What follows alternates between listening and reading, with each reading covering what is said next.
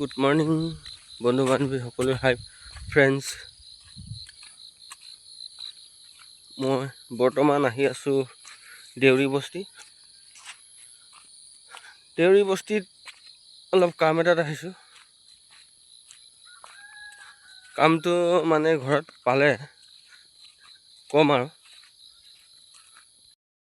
আৰু বাগানটো চাবলৈতো ধুনীয়াই হৈছে, কিন্তু ধুনীয়া হ'লে কি হ'ব, পুলিটো কম আছে আৰু পুলিটো মৰিছে, বন বেছি উঠিছে, বনৰ পাতটো কম ওলায়,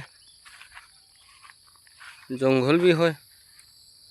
বনটো ক'ব নালাগে, কিমান ৰাউণ্ড ড্ৰপ মাৰি হাইৰাণ হৈ গৈছে। মাজে মাজে এনেকৈ ওখ জংঘল হৈ যায়।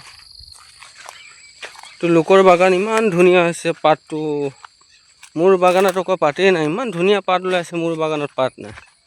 কি ক'ম, দুখৰ বিলাই।